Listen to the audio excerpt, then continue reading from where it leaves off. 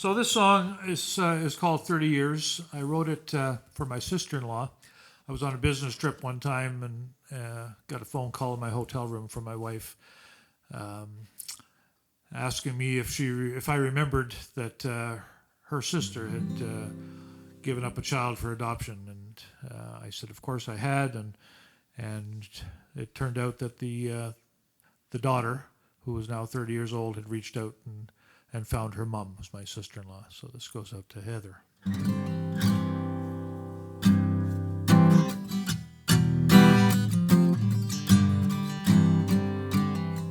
30 years of wonder, 30 years of pain, 30 years of guessing, ended one summer's day. With a phone call she answered, wondering who now could that be. Stranger's voice on the other end said, "Hi, Mom, it's me." The child she brought to this world, but had to give away, held long enough to haunt her each and every day. Called to say she'd like to meet the mom she longed to know, to thank her for the sacrifice made 30 years ago. Searched for her face in countless city crowds. There's times she called her name out loud. At times she wondered, what had she become? Can't get back those 30 years, so they'll start at 31. As months went by, they bridged the gap with pictures and with tales of how their lives took different turns that led down different trails. There's no doubt things worked out for the best. They both knew it had been right. After 30 years of wonder, no more wondering tonight. Searched for her face in countless city crowds. At times she called her name out loud. She sat and wondered, what has she become? Can't get back those 30 years, so they'll start at 31. Can't get back those 30 years, so they'll start at 31.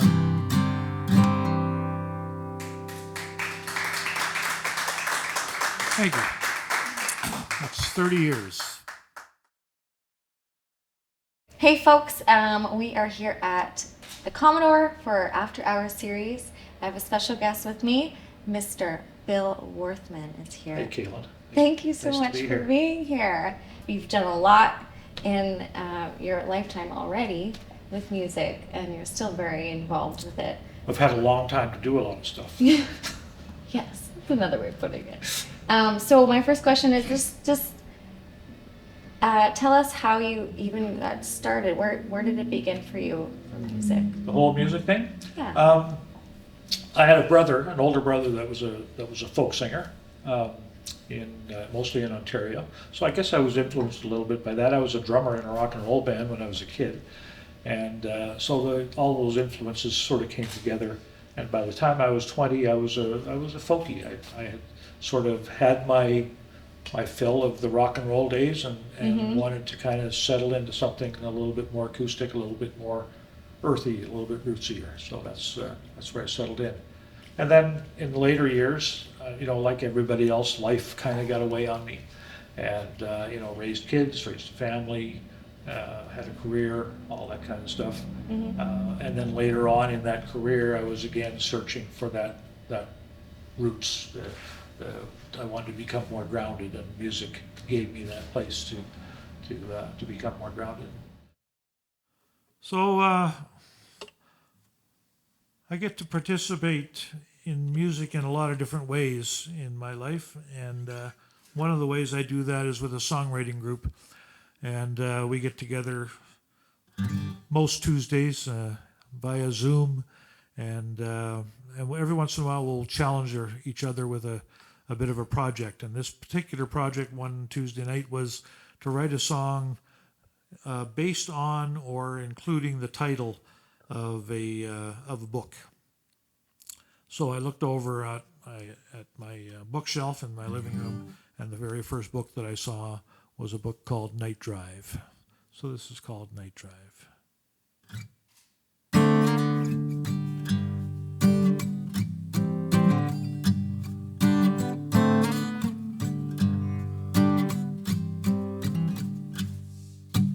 Going on a night drive, trying to clear my mind. Going on a night drive to see what I might find. Gotta get out of the city, away from all these lights. I'm driving down a country road, staring deep into the night. My window half rolled down, my collar all turned up, sipping on a coffee from my favorite travel cup. I'm going on a night drive, I'm trying to clear my mind. I'm going on a night drive to see what I might find. There's a farmer in the distance, he's seeing row on row, playing by the moonlight, hoping for a harvest down the road. And there's a trucker on the shoulder, yeah, weary from the road, but he'll be up before the sunrise, moving heavy loads. I'm going on a night drive, I'm trying to clear my mind. I'm going on a night drive to see what I might find. I see eyeballs in the ditches, will he jump or will he stay? My hand's firmly on the wheel, in case I have to hit the brakes. No one to share this road with, just a late night radio. It's not giving any answers, just more questions as I go. I'm going on a night drive, I'm trying to clear my mind. I'm out here on this night drive to see what I might find. Out here on this night drive, trying to clear my mind.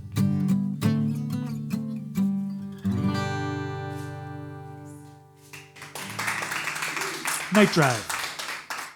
You've been an advocate for mental health, and I know that your daughter was a big part of that. Yeah. Let's talk about that a little bit. Sure. So it's called the Hillary's Ride, yeah. Hillary's Ride. Yeah. So she died, it was 20 years ago this past summer, so May the 8th, 2003. And it took me a long time to, I was going to say get over it. You never get over it. It took me a while to learn how to deal with it. And I guess a couple of years, and then maybe about the 8-year mark after she died, I knew that there was something that I had to do to honor her life, to celebrate her life. She was a beautiful, brilliant young 20-year-old woman.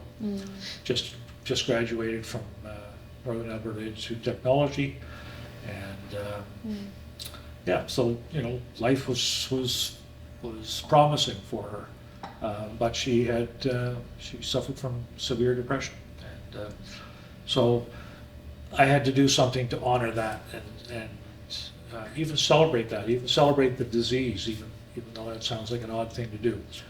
I didn't know what it was, but I always had a love of music. I always had a love of bicycles. Pardon me. And I have a tremendous love for this country. I've traveled more miles in Canada than any person that I've met. I love to go from one place to the other and see it all, and experience it all. And so I thought a good way to put all that together was to hop on my bicycle in Victoria and pedal to St. John's, Newfoundland. And so that was the cycling part of it and the Canada part of it. And the music came into it by us putting on concerts, starting in Victoria, ending in St. John's, concerts all across the country with people that we met through another organization that we're involved with called the Northern Lights Folk Club. And we met all these musicians, and they all said, if there's anything we can do, call on me. Well, this was a good thing. So we called on them all, and not all of them, but most of them, and we put on these concerts across the country and raised a bunch of money for mental health and suicide prevention, and all that money went to these small, it was about $50,000 altogether, that we gave to small NGOs that were focused on mental health that weren't getting any other government funding. So. That's amazing. Thanks very much. That's amazing. I wanted to touch on your Northern Lights Folk Club, because that was a big success in your music journey. And I want to, can you tell me a little bit of the story behind the inception of? I used to travel a lot in my day job. I was a salesman. I sold toilet paper, cleaning supplies, and all kinds of commercial stuff. Okay. And I spent a lot of time in Calgary, and got involved with the music scene down there just because I was there at night. I don't drink, so I was looking for something to do. So I found other musicians, and I found this wonderful little community. And I started to see the folk club scene down there. There's about 7 or 8 folk clubs at the time in Calgary, and there was 2 in Edmonton, a fairly successful one, and then a small one that was sort of struggling at the time, I guess. Right. And then one of the bands that I knew down in Calgary, a trio, were looking for a place to play in Edmonton. They asked if we could host a house concert for them. House concerts were not a thing at that time. And so we said, sure. So we hosted a house concert for them, and it was really, really successful.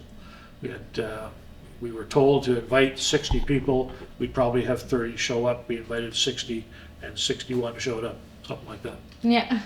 So we thought, well, maybe Edmonton needs another folk club. So we called on some people that we knew that were like-minded, or we thought were like-minded, and asked if they wanted to kick this thing off. And my wife and I funded it for the first little while. And it's completely volunteer run. It's been running now for 25 years. We've had, we do anywhere from 8 to 12 concerts a year, touring acts from all over the world, mostly Canadians, but we get people from Wales and England, and we had somebody from Australia once. We had lots of Americans here, and it's been very successful. A little tricky right now with coming out of COVID. We have a room, a community hall that we rent that seats. We used to seat about 230 people. after COVID, people weren't as comfortable being as in close quarters, so we've Right. downsized it to about 175 now, and we're building our audience back up. But we feel that by the end of this year, we'll be selling out most shows, if not all. And we've got a couple of sellouts already this year. Incredible. Yeah. So I come from the east coast of Canada. I was born in St. John's, Newfoundland, and had for a number of years in my life was a big Ron Hines fan. Ron Hines used to have a band in St. John's called Ron Hines and the Wonderful Grand Band from Newfoundland. And how can you not like somebody that plays in a band that's with a title like that? I got to know Ron later in life, and got to present him at our folk club a couple of times, and became friends. And I've worked a number of his songs into my repertoire. And, this one is a song that celebrates his and my hometown. And it's a waltz, so if anybody wants to dance. Oh, the harbor lights are gleaming, and the evening is still and dark, and the seagulls all are dreaming seagull dreams on Amherst Rock, and the mist is slowly drifting as the shorefront lights grow dim, and the moon is gently lifting as the last ship's coming in. All the sailors have got a story. Some are true, some are false, but they're always wrecked, and they're up on the deck, and they're dancing the St. John's waltz.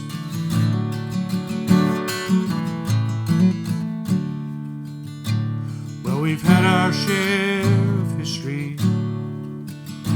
We've seen nations come and go.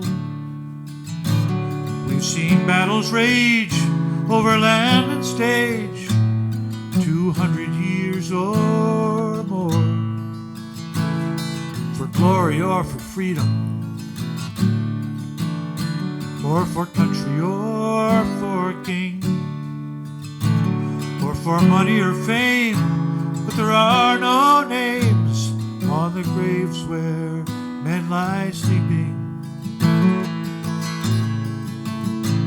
All the 9-to-5s survive the day with a sigh and a dose of salts, and they're parking their cars, and they're packing the bars, and they're dancing the St. John's waltz.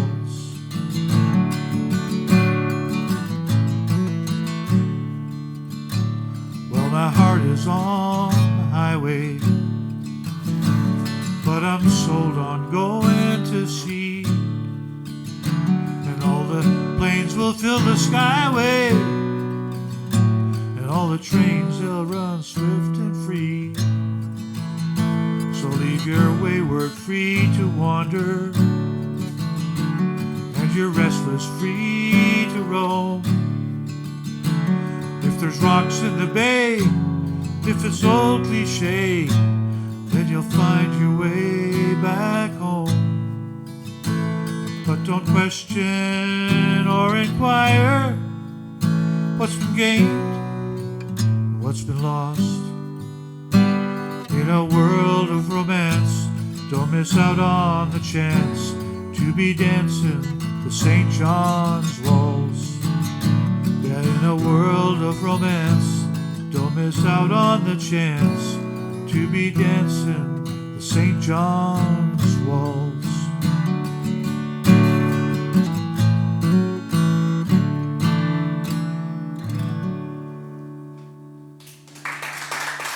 Ron Hines. Thank you very much.